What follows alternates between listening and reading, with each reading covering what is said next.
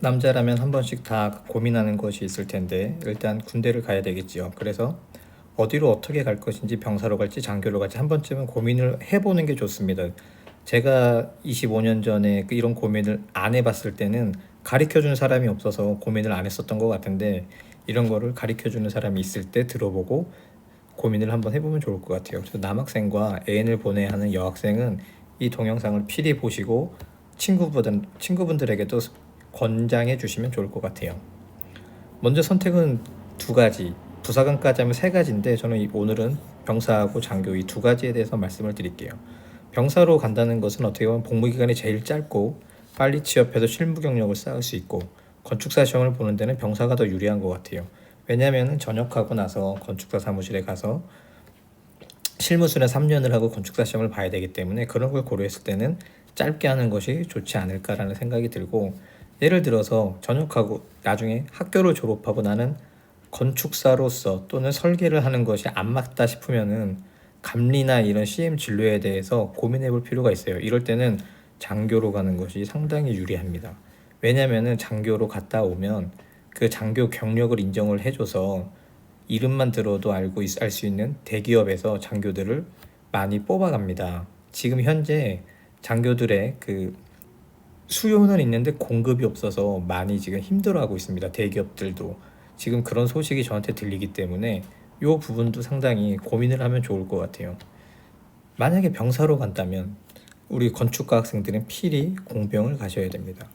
공병에 가서 이 공사감독병이라는 거를 하면은 나중에 전역을 하고 학교를 졸업을 해도 모두 이 경력을 인정해 줍니다. 경력을 인정해 주기 때문에 필히 공사감독병으로 가야 되는데, 여기서 중요한 것은 간부들이 인사명령을 안 내주고 감독병만 시키는 경우가 분명히 있습니다. 그럴 때는 미리 알고 계셔서 명령을 내주세요. 그런 다음에 그 명령지가 있으면 나중에 경력으로 인정을 받아서 나중에 급수가 올라가는데 아주 큰 도움이 됩니다. 이 급수에 대해서 지금은 학생들은 잘 몰라서 에휴 그거 뭐 경력 정리해야 돼? 급수 받아야 되나? 뭐 이런 생각을 할지 모르겠지만 상당히 중요한 부분이에요. 그래서 다음 영상에서는 이 급수와 연봉에 대해서 얘기를 할 건데 이 급수가 상당히 중요합니다. 그래서 인사명령을 필히 내야 된다는 것을 알고 계셔야 됩니다. 아까 말씀드렸던 것인데 제가 군 생활할 때 보면은 전역하신 분들이 찾아옵니다. 찾아와서 인사명령지가 없는데 경력을 인정해 달라고 찾아오시는 분들이 있어요. 자기 어디에서 감독병 생활을 했다.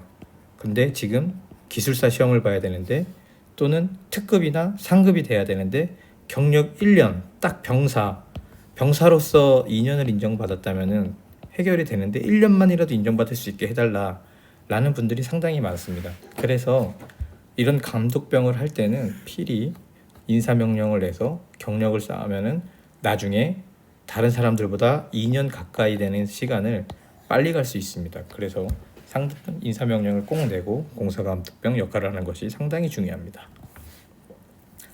그리고 장교로 간다면 장교 중에서도 그냥 모두 장교 출신이라고 해서 모두 받아주는 건 아니고 시설본부에서 업무를 보직이 돼서 업무를 한다든지 아니면은 뭐 군단, 사단, 기타 부대에서 공사 업무를 해야지만 공사라든지 시설 업무를 해서 마찬가지로 이런 부분들이 경력으로 인정을 받아야지만 대기업에서 찾는 거겠죠. 그리고 자격증은 필수라는 것을 알고 있어야 돼요. 뭐 기술사가 되면 더 좋고 뭐 능력에 대해서 건축사를 따면 더 좋겠죠. 이런 자격증을 갖춘 다음에 경력을 쌓으면은 대기업에서 큰 기업에서 이 장교 출신들을 아주 많이 필요로 합니다. 왜 그러냐면은 다음 장에서 이건 설명이 될 텐데 국방사업, 건설관리 사업관리 수요가 국방사업과 건설사업관리 수요가 많기 때문입니다. 아직까지는 국방사업에 건설사업관리를 따내려면은 공병 장교 출신들이 어느 정도가 필요하다고 보시면 돼요. 쉽게 얘기해서. 그리고 일 처리하는 게 이 국방사업을 안 하신 분들이 국방사업을 하면서 행정 업무가 됐던 공사감독 업무가 됐던 여러 가지 일 처리하는 것들을 많이 어려워합니다. 하지만 이렇게 공병 장교 출신들은 이런 업무들을 경험해봤고 또는 이런 업체들을 통제를 해봤기 때문에 수월하게 이 사업이 진행이 되거든요. 그렇기 때문에 많은 업체에서 이렇게 공병 장교 출신들을 필요로 하니까 필히 한번 고민해 보는 것도 좋을 것 같습니다. 결론은 본인이 목표를 어떻게 설정하느냐에 따라서 달라집니다. 근데 지금 아무 생각 없이 그냥 병사로만 간다. 이것도 저는 잘못된 것 같고요.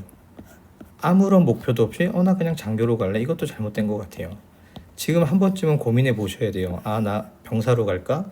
졸업하고 장교로 갈까? 어떻게 가야 되지? 그럼 나의 미래는 설계사무소에 가서 건축사 사무소를 차리는 것이냐?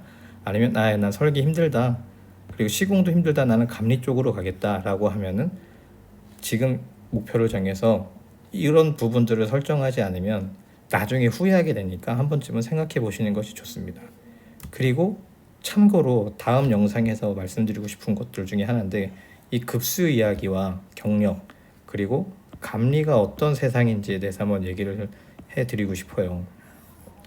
현재 감리가 70대 80대 분들이 상당히 많습니다. 이 선배님들이 상당히 많은데 문제는 젊은 사람들이 이 세상에 들어가려고를 안 한다는 거예요. 그러다 보니까는 나이 많으신 우리 선배님들이 많고, 또는 반대로 생각하면 지금 30대 40대의 감리를 만약에 시작하면 이 나이까지도 할 수 있다는 결론이 나와요. 감리라는 것은 정년이 없습니다. 그렇기 때문에 한번 고민해 보실 필요가 있을 것 같아요. 다음 영상에서는 이 급수와 급수에 따른 연봉 이야기를 한번 다뤄보겠습니다. 그래서 구독해 주시고 좋아요 눌러주시면 다음 영상까지 보시면 많은 도움이 될 겁니다. 감사합니다.